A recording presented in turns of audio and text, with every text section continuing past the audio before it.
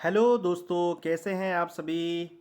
Hopefully आप सभी बहुत अच्छे होंगे और अपनी पढ़ाई कंटिन्यू कर रहे होंगे।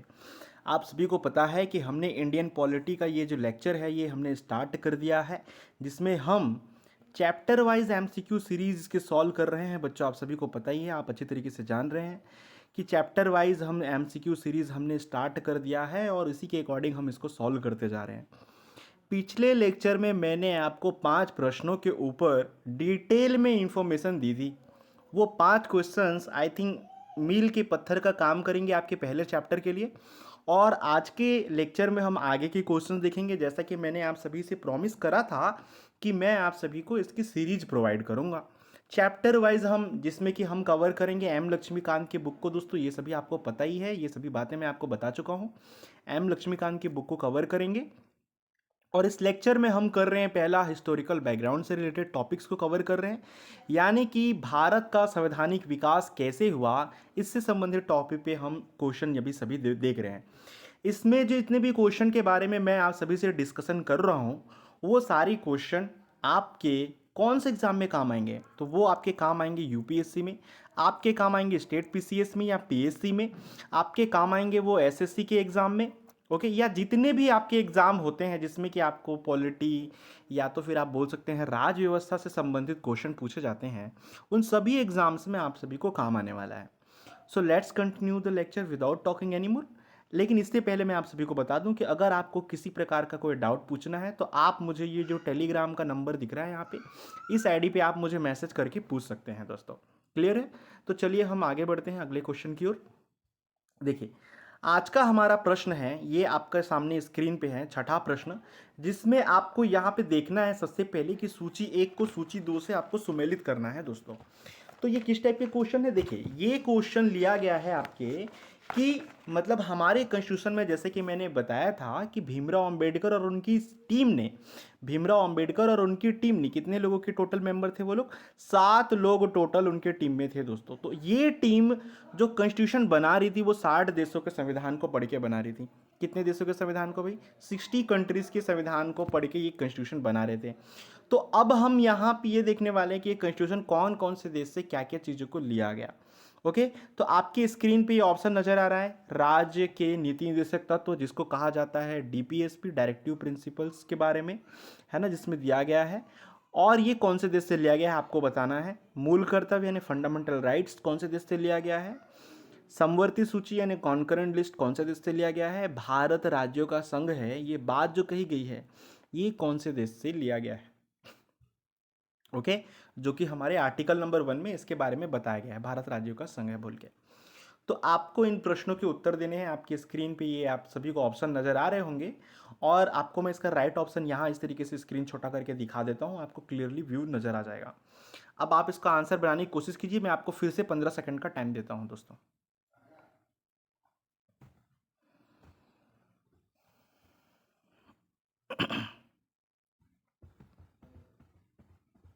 अगर आप ध्यान से पढ़ रहे होंगे तो आपसे ये बन जाएगा। तो चलिए दोस्तों, आपका टाइम खत्म होता है, मैं आपको इस क्वेश्चन का आंसर दे देता हूँ। देखिए दोस्तों, राज्य के नीति निर्देशक तत्व ये लिया गया है दोस्तों आयरलैंड से। कहाँ से लिया गया है? आयरलैंड से। तो पहला आंसर आपका क्या हो जाएगा दोस्तों? पहला आंसर होगा इसका वाला आपका आयरलैंड होगा।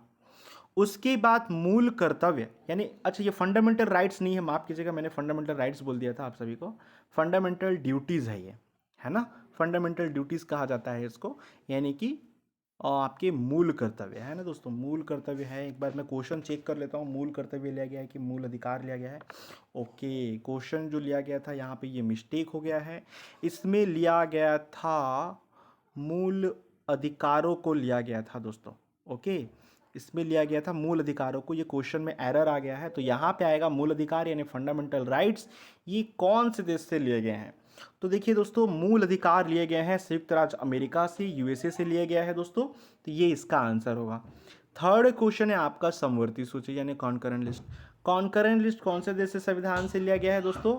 ये लिया गया है आपके ऑस्ट्रेलिया के कॉन्स्टिट्यूशन से। कौन से देश के कॉन्स्टिट्यूशन से लिया गया है? ऑस्ट्रेलिया के कॉन्स्टिट्यूशन से। तो आपका आंसर कौन सा बैठ रहा है? पहले का आ रहा है 3 आपका, सेकंड का आ रहा है 5, तो पहले का 3 और सेकंड का 5 देखिए यहाँ पे ये ऑप्शन नंबर डी में और ऑप्शन नंबर बी में सेम टाइप का दिया हुआ है। लेकिन समवर्ती सूची कहाँ से ले गया? ऑस्ट्रेलिया से, यानी नंबर 1, तो यानी कि ये आएगा दोस्तों। तो इसका आंसर हो जाएगा आपका ऑप्शन नंबर डी। क्लियर है? तो भारत के राज्यों का संघ कहाँ से लिया गया है? ये इंग्लैंड से लिया गया है दोस्तों, है ना। ये हमारे आर्टिकल 1 में बताया गया है इसके बारे में। क्लियर है आप सभी को? ओके। अब हम अगले क्वेश्चन की ओर आगे बढ़ते हैं। भारत के संविधान निर्माताओं का मत निम्नलिखित में से किसमें प्रतिबिंबित होता है? पहला ऑप्शन है उद्देश्य यानी कि प्रिएम्बल, दूसरा ऑप्शन है आपका मूल अधिकार, तीसरा ऑप्शन है आपका राज्य के नीति निर्देशक तत्व यानी कि डीपीएसपी, और चौथा ऑप्शन है आपका मूल कर्तव्य यानी फंडामेंटल ड्यूटीज। तो आपको इसका आंसर देना है, कौन सा इसका आंसर होगा बोल के। आपको मैं 15 सेकंड का समय देता हूं दोस्तों, आप अटेम्प्ट करने की कोशिश कीजिए।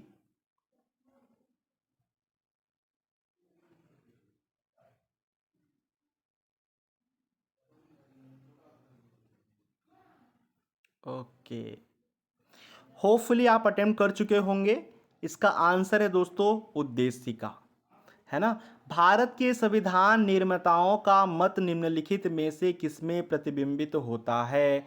इसका आंसर होगा उद्देशिका दोस्तों, है ना। मैं आप सभी को एक और बात बता दूं, ये क्वेश्चन आपके सीडीएस के 2017 में पूछा गया था, जो कि यूपीएससी इस एग्जाम को कंडक्ट कराती है, तो आपके लिए बहुत ही महत्वपूर्ण ये प्रश्न हो गया दोस्तों। नेक्स्ट क्वेश्चन की ओर हम आगे बढ़ेंगे। भारत सरकार अधिनियम 1919 में निम्नलिखित में से किस को स्पष्ट रूप से परिभाषित किया है? तो आपके ऑप्शन है कुछ इस तरीके से: न्यायपालिका एवं विधायिका के बीच शक्ति का पृथक्करण, दूसरा है केंद्रीय एवं प्रांतीय सरकारों का अधिकारिता, तीसरा है भारत के सचिव और वायसराय की शक्तियां, चौथा है उपयुक्त में से कोई नहीं। आप क्वेश्चन का आंसर दीजिए दोस्तों।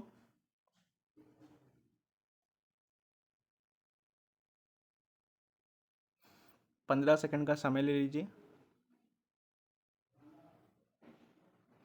होपफुली आप इस क्वेश्चन को अटेम्प्ट कर चुके होंगे। अगर ये क्वेश्चन का आंसर आपको आता है तो तुरंत ही ये बन जाएगा।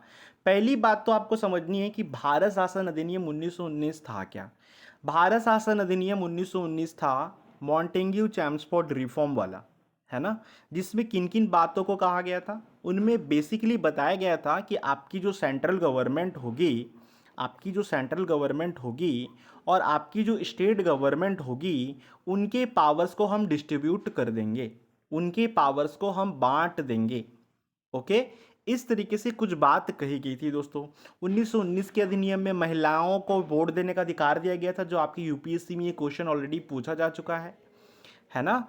तो आइए इसका आंसर देखते हैं। इसका आंसर होगा ऑप्शन नंबर बी दोस्तों, केंद्रीय एवं प्रांतीय सरकारों की अधिकारिता के बारे में बताया गया था।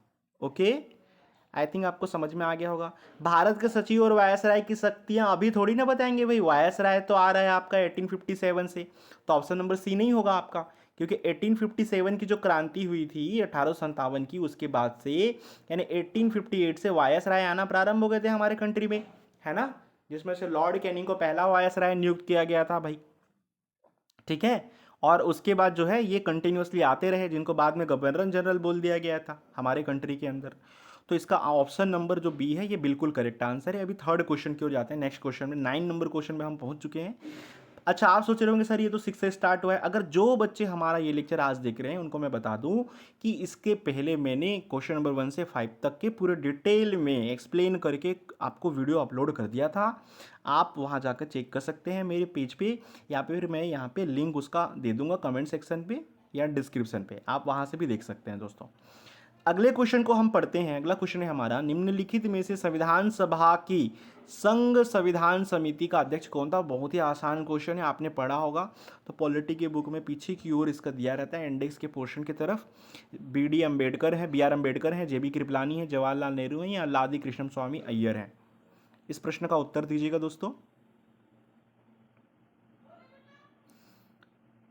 होपफुली आपको इसका आंसर पता चल गया होगा। इसका आंसर है दोस्तों पंडित जवाहरलाल नेहरू।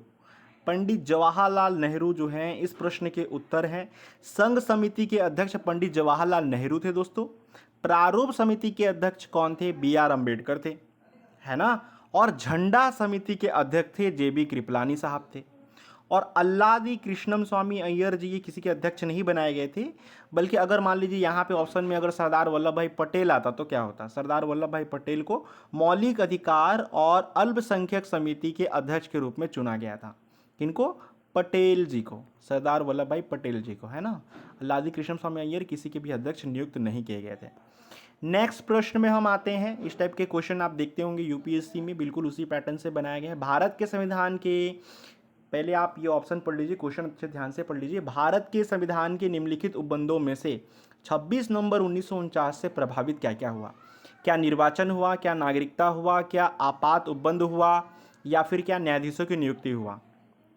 क्वेश्चन को ध्यान से पढ़िए और आप इसे अटेम्प्ट करने की कोशिश कीजिए। मैं 15 सेकंड का आपको समय देता हूं, एग्जैक्ट आंसर आप मुझे बताइएगा। और इसके ये रहे ऑप्शन दोस्तों, है ना। केवल एक और दो, 1, 2 और 3, और 2 और 4।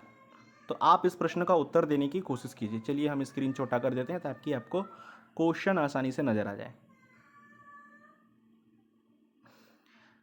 होपफुली आप अटेम्प्ट कर चुके होंगे दोस्तों। देखिए, भारत के संविधान के जो उपबंध हैं, 26 नवंबर 1949 को क्या हुआ था, आप सभी को पता होगा। 26 नवंबर 1949 को हमारा संविधान बनकर के तैयार हुआ था। टोटल 2 वर्ष लग गए थे समय इसमें, 2 ईयर का टाइम लग गया था, 11 मंथ का टाइम लग गया था, और 18 डेज का टाइम लगा था दोस्तों। 2 ईयर, 11 मंथ और 18 डेज का हमको समय लग गया था इसको बनाने में, है ना। 60 देशों के कॉन्स्टिट्यूशन को पढ़ के इसको बनाया गया था।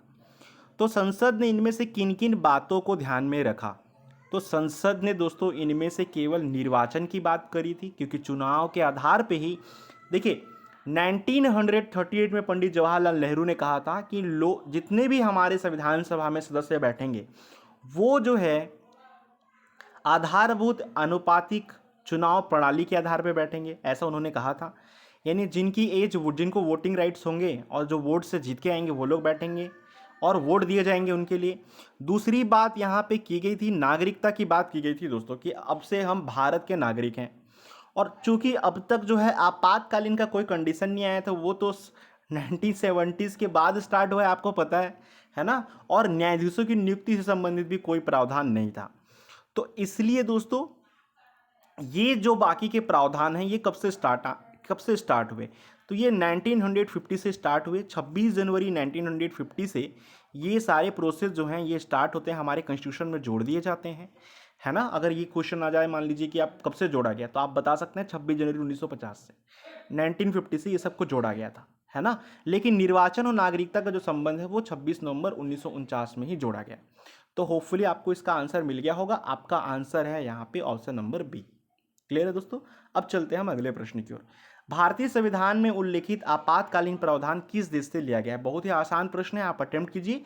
आपके ऑप्शन है यूएसए, यूके, जर्मनी, है ना दोस्तों। यूएसए, यूके, जर्मनी और कनाडा। आप इन क्वेश्चंस को अटेम्प्ट कीजिए और इसका आंसर दीजिए। आपको मैं 5 सेकंड का टाइम देता हूँ, क्योंकि इजी क्वेश्चन है ये, है ना। आपातकालीन के बारे में इसमें या तो आपको पता हो सकता है या तो आपको नहीं पता हो सकता है।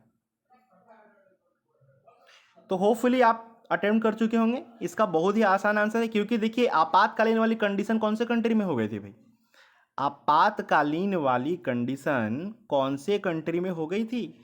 ये हो गई थी सर जर्मनी में, क्योंकि वहां पे जब हिटलर साहब ने जब रसिया पे अटैक कर दिया था वर्ल्ड वॉर 2 में, और रशियन आर्मी पूरे जर्मनी पे अपना कंट्रोल कर चुकी थी, उनकी जो रेड आर्मी है अपने फ्लैग के साथ में, जब हिटलर के जो पार्लियामेंट है उसके अंदर घुस जाते हैं और हिटलर जो है जाकर के अपने बंकर में सुसाइड कर लेता है ना।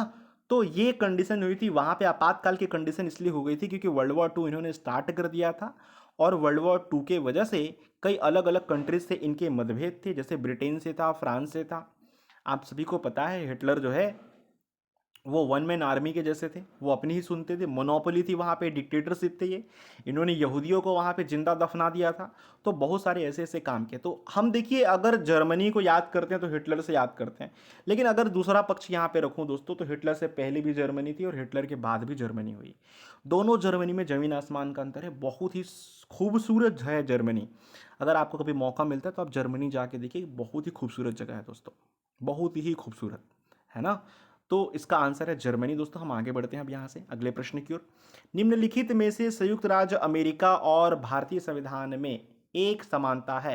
किन चीज़ों में एक समानता है? क्या नागरिकता में एक समानता है? आपको बताना होगा। क्या स्वतंत्र केंद्र और राज्य है दोनों देशों में? क्या राज्यपाल की नियुक्ति सेम है? या स्वतंत्र न्यायपालिका है? बहुत ही आसान प्रश्न है, इसका उत्तर आप दे सकते हैं। इसका आंसर मैं आपको बता देता हूँ, इसका आंसर है स्वतंत्र न्यायपालिका। दोनों देशों में स्वतंत्र न्यायपालिका ऐसी बात कही जाती है दोस्तों, लेकिन एक्चुअली मैं आपको इंडिया के बारे में बता दूं। इंडिया के जो जजेस हैं, सीजीआई की नियुक्ति कौन करता है? सीजीआई की नियुक्ति हमारे प्रेसिडेंट साहब करते हैं। हमारे मंत्रिमंडल यानी कि प्रधानमंत्री जी के कहने पे सीजीआई जी की नियुक्ति होती है दोस्तों। तो कहीं ना कहीं हमारी, देखिए वैसे हाल ही का मैं आपको इंडियन एक्सप्रेस का एक न्यूज़ बताना चाहूँगा, जिसमें कि रांची के जो हमारे चीफ जस्टिस हैं उन्होंने ये कहा था, रमन्ना साहब उनका नाम है, उन्होंने कहा था कि अभी जो है जो जजेस की जो डिसीजंस आते हैं, ये उनके ऊपर एक प्रोपेगेंडा जो चलाया जाता है हमारे इलेक्ट्रॉनिक मीडिया में, उसके ऊपर दबाव हो करके ये डिसीजन देना पड़ रहा है इनको, मतलब कि डिसीजन भी ये फ्री माइंड से नहीं दे पा रहे हैं। तो इस तरीके से यहाँ पे बात की गई थी, इन्हें कहीं ना कहीं गवर्नमेंट का प्रेशर है जजेस के ऊपर। ओके, क्योंकि जजेस की नियुक्ति और उनका ट्रांसफ़र वगैरह वगैरह चीज़ें, जजेस यहाँ पे पॉलिटिकल चीज़ें हो रही हैं अभी हाल के डेटों में, हाल के डेट्स में दोस्तों। आप देख सकते हैं जो नई गवर्नमेंट है हमारी, अभी 2022 की बात कर रहा हूँ मैं। होपफुली हम पॉलिटिक्स में नहीं जाते, हम क्वेश्चन पे रहते हैं। तो होपफुली आपको ये सभी क्वेश्चन समझ में आए होंगे। और अगर आपको ये वीडियो लेक्चर पसंद आता है दोस्तों, प्लीज़ हमारे चैनल को सब्सक्राइब करें, अपने दोस्तों में शेयर करें, अपने ग्रुप्स में शेयर करें। हमारे वीडियो लेक्चर को आप जितना ज़्यादा सपोर्ट करेंगे, ये फ्री ऑफ कॉस्ट है, मैं आपको चैप्टर वाइज क्वेश्चन प्रोवाइड कराता जाऊँगा। आपके सारे डाउट्स भी क्लियर कर दूंगा मैं, वो भी फ्री ऑफ कॉस्ट है दोस्तों। कोई इशू नहीं होगा आपको, आराम से आप जो है इस एग्ज़ाम को भी क्लियर कर सकते हैं। पॉलिटी से रिलेटेड एक क्वेश्चन आपके छूटने वाले नहीं है एग्ज़ाम में। आप बिंदास होकर हमारे साथ देते रहिए। तो गुड लक दोस्तों, होपफुली आपको समझ में आ गया होगा। मिलते हैं अगले लेक्चर में। जय हिंद दोस्तों।